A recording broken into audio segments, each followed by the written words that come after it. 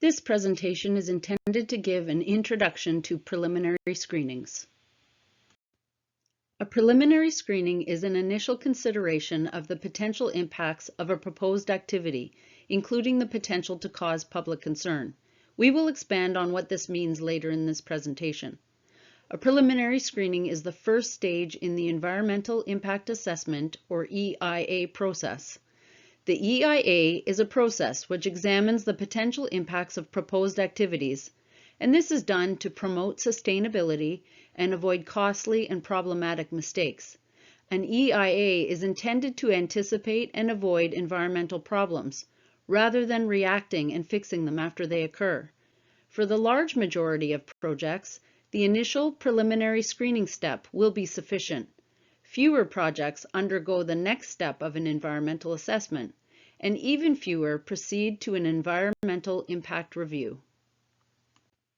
The EIA process in the Mackenzie Valley generally begins when an applicant applies for a regulatory authorization, such as a land use permit or water license, for a proposed development that requires a preliminary screening.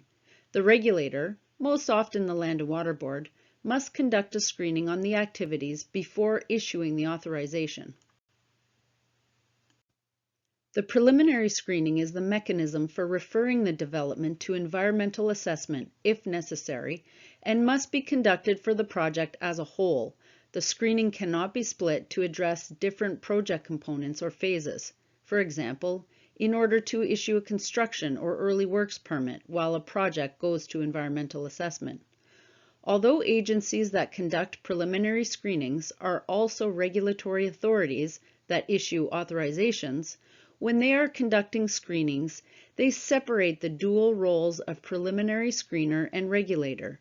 Preliminary screeners consider the proposed development as a whole when conducting screenings, rather than focusing only on the aspects related to their regulatory responsibilities. For example, in a screening, the Land and Water Boards consider impacts to wildlife, but they do not have the jurisdiction to regulate this. In the consideration of whether an activity might or would be likely to have an impact also includes consideration of whether the impact can be mitigated, for example, by using certain best practices or treatments, avoiding certain areas, timing, etc., either as proposed by the applicant or through standard conditions. Part 5 of the Mackenzie Valley Resource Management Act, or MVRMA, establishes the Mackenzie Valley Environmental Impact Review Board and the Environmental Impact Assessment process for developments in the Mackenzie Valley. As mentioned earlier, there are 3 parts of the EIA process: preliminary screening, environmental assessment, and environmental impact review. The preliminary screening is the mechanism for referring the development to environmental assessment if the screener determines it is necessary. Under subsection 125(1) of the MVRMA, the Land and Water Board reports its preliminary screening determination to the Review Board before issuing the permit or license. If the Land and Water Board determines that an EA is necessary, the Review Board will conduct the EA. Under the preliminary screening requirement regulations, the Board must conduct preliminary screenings of all applications that the Board receives for proposed developments that require a land use permit and/or water license, unless the project is exempt. A project or specific project activities may be exempt from screening under the exemption list regulations, under Section 157.1 of the MVRMA, or for national security or emergency purposes.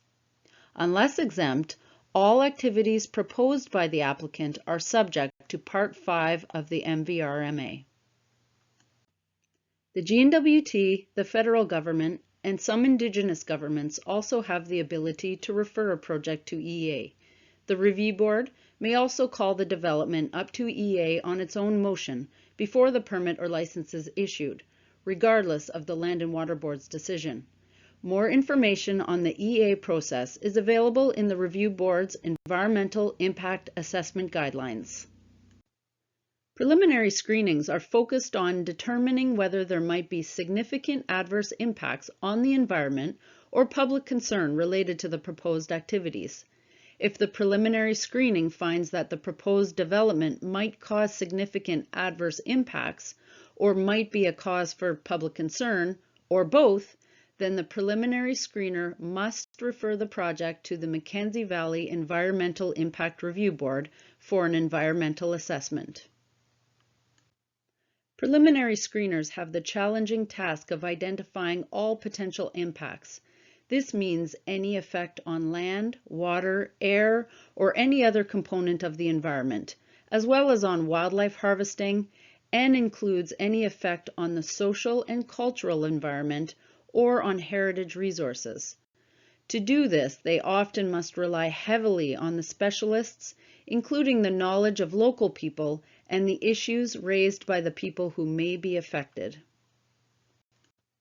Determining the presence of public concern is dependent on a number of factors, such as proximity to communities or sensitive, culturally valuable areas, impacts to areas used for harvesting, and severity of impacts. The number of concerns voiced may be a factor to the screener in gauging public concern, but is not necessarily the only factor. Although a large number of voiced concerns could lead to a referral, even a small number of voiced concerns may do so, depending on the reasons for the concern. If a single concern is well justified by relevant reasons, this could be more important to the preliminary screening than many unsupported letters. One of the preliminary screening tests for referral to environmental assessment is the question, might the activities be a cause of public concern? This has proven problematic for preliminary screeners to apply, partly due to the subjective nature of the test. As with the rest of the might test, the professional judgment of the preliminary screener plays a vital role. The word might is broad and does not require the same level of certainty as the word likely would. One reasonable approach to applying this test is to ask the following key question. Are there relevant unanswered questions about the potential impacts of these activities? This applies both to environmental impacts and public concern. If there are relevant unanswered questions, then an environmental assessment should be considered. The purpose of preliminary screening is to identify whether or not there are questions that should be assessed further and not to try to determine answers to those questions.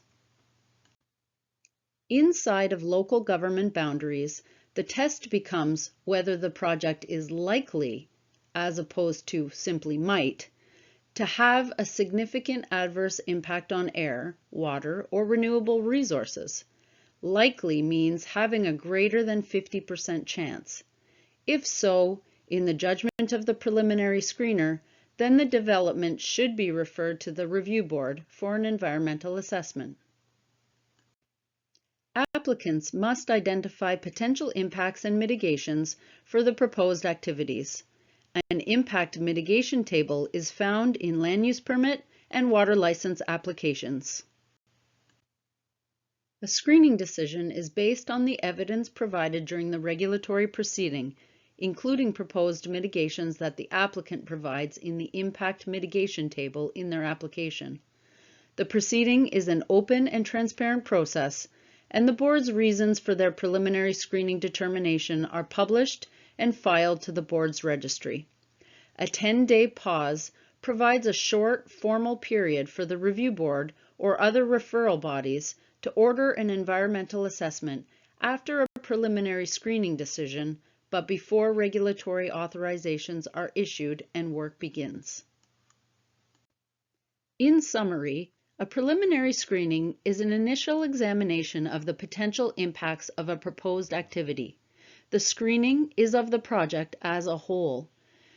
The screener needs to consider if there are relevant unanswered questions about the potential impacts, and it is meant to be a determination if the proposed work might cause a significant adverse impact on the environment or might be a cause for public concern. If you would like more information about preliminary screenings, please access the Review Board's website for their Environmental Impact Assessment Guidelines or speak with the Land and Water Board staff.